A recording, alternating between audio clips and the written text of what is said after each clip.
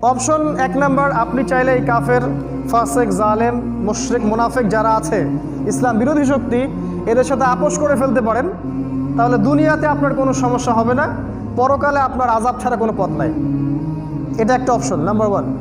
Number two, আমরা যেমন করে হেলায় খেলায় দিন পার করছি, ব্যক্তিকেন্দ্রিক চিন্তা করছি, বস্তুবাদিতা, খাওয়া, ভোগবাদিতা, খাওয়া, পড়া, ক্যারিয়ার, বাড়ি গাড়ি, সুন্দরী নারী, চাকরি, স্ট্যাটাস, এর পিছনেও ছুটতে পারেন। একসময় আপনি হারিয়ে যাবেন, ইসলাম ঠিকই বিজয়ী হবে। আপনাকে মানুষ ভুলে যাবে, ইসলাম ঠিকই বিজয়ী হবে। এটা একটা অপশন, দেখেন কোনটা ভালো লাগে।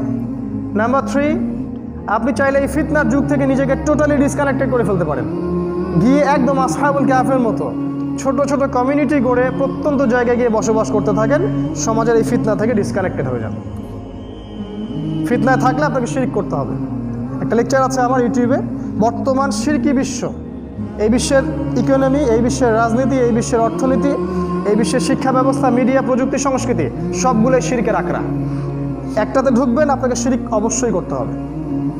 আর শিরক করলে আপনার কোনো আমল আর বাকি থাকবে না। হাজারে একজন ব্যক্তি জান্নাতে যাবে, বাকি 999 তাদের আমল নামায় যে পাপটা থাকবে সেটা হলো শিরক। অতএব ডিসকানেক্টেড হতে পারেন, এটা একটা অপশন। যেমন আসহাবুল কাহফ সমাজে টিকতে পারেন নাই, দাওয়াতি কাজ করতে করতে টিকতে পারেন না, এক পর্যায়ে তাদেরকে হিজরত করতে হচ্ছে দূরের কোনো জায়গায়।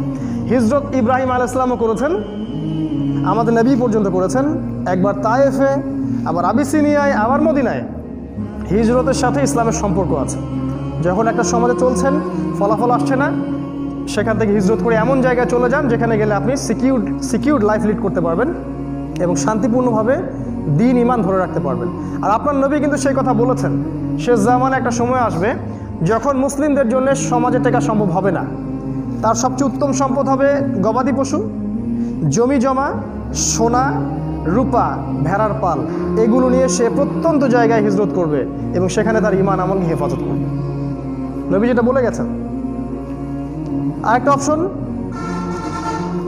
হচ্ছে যে আপনাকে আল্লাহ পাক যা দিয়েছেন, আপনার জান, আপনার মাল, সময়, আপনার শ্রম, মেধা, যতটুকু বুঝ আল্লাহ পাক আপনাকে দিয়েছেন, এই বুঝটুকু দিয়ে আপনি আপনার জীবনের শেষ দিন পর্যন্ত, একদম ভেরি লাস্ট ডে পর্যন্ত, ভেরি লাস্ট মোমেন্ট পর্যন্ত আপনি ফি সাবিলিল্লাহ, আল্লাহর পথে দাওয়াত এবং জিহাদ অব্যাহত রাখুন এবং একটা ইউনাইটেড জামা গঠন করুন।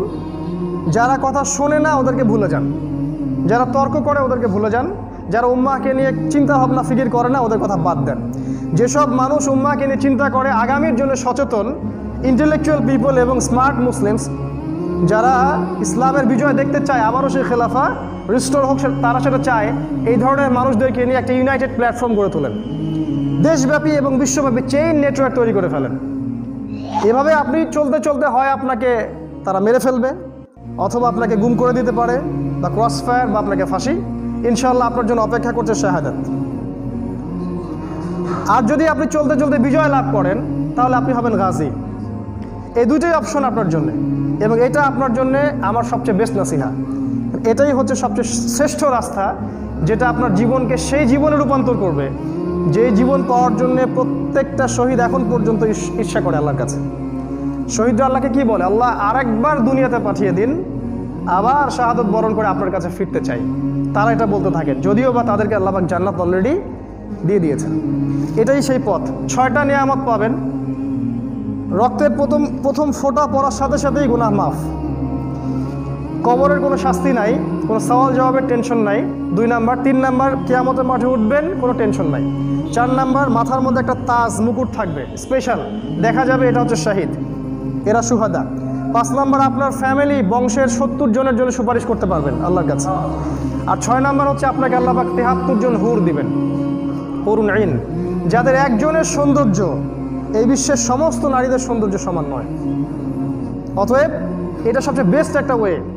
আপনাকে আল্লাহ পাক যা দিয়েছেন তাই দিয়েই আপনি আল্লাহর পথের এই যে দাওয়াত এবং জিহাদটা অব্যাহত রাখুন। এই পথ হয় আপনাকে গাজী অথবা শাহাদা, কোন একটা রাস্তা বেছে দিবেন ইনশাআল্লাহ। এর বাইরে কোনো অপশন নাই।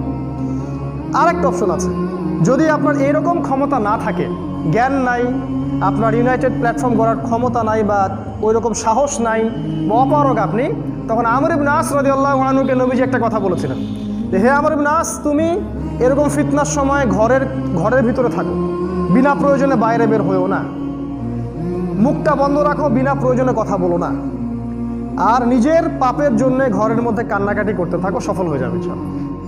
এটাও একটা অপশন। এই 4-5টা অপশনের বাইরে আমি কোনো অপশন দেখি না।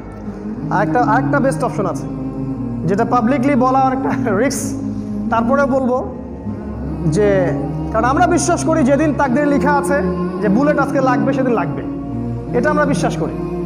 আর যেদিন লেখা নাই আজকে লাগবে না সেদিন লাগবে না। তো এটা চিন্তা করে যদি হকটা না বলি তাহলে আল্লাহ পাক ধরবেন। আর একটা দল আছে, তাইফাতুম মানসুরা। নবী সাল্লাল্লাহু আলাইহি ওয়াসাল্লাম বলেছেন, আমার উম্মতের একটা দল, সাহায্যপ্রাপ্ত একটা দল কিয়ামত পর্যন্ত হকের উপর প্রতিষ্ঠিত থাকবে এবং আল্লাহর পথে জিহাদ এবং কিতাল করতেই থাকবে। এমনকি তারা খোরাসান থেকে কালো পতাকা নিয়ে বের হবে এবং পথিমধ্যে যার সাথেই তাদের কনফ্লিক্ট হবে, যুদ্ধ হবে, কোনো বাহিনী এদেরকে পরাজিত করতে পারবে না। এমনকি এরা জেরুজালেম পর্যন্ত দখল করে ইহুদিদের হাত থেকে ওইটাকে আবার ছিনিয়ে নিয়ে আসবে ইনশাআল্লাহ। এটাই সেই দল যাদের সাথে ইমামুল মাহদি থাকবেন এবং তারা ইমামুল মাহদির সাথে যুক্ত হবে। নবীজি বলেছেন, যদি তোমরা সেই দলকে পেয়ে যাও তাহলে বরফে হামাগুড়ি দিয়ে হলেও তাদের সাথে যুক্ত হও। ফালানি'মাল জাইশু জাইশুহা, কতই না উত্তম সেই সেনাবাহিনী। ফালানি'মাল আমিরু আমিরুহা, কতই না উত্তম তাদের আমির। এই 4-5টা অপশন ছাড়া আমাদের হাতে কোনো অপশন নাই। লাইফ একটা ফ্রেমে গাঁথা আছে, আপনার আমার জীবনের ক্যালকুলেশন আল্লাহর কাছে করা আছে। দিন যাচ্ছে রাত যাচ্ছে, আমরা আমাদের হায়াতের যে বটবৃক্ষ এখান থেকে পাতা ঝরে যাচ্ছে। আপনি বা আমি যদি চাই তাও ইসলাম বিজয় হবে, যদি আমরা না চাই তারপরেও ইসলাম বিজয় হবে। আল্লাহ রাব্বুল আলামিন আমরা যদি দায়িত্ব পালন না করি, অন্য কওমকে এই জায়গায় নিয়ে আসবেন, তারা এই দায়িত্ব পালন করবে।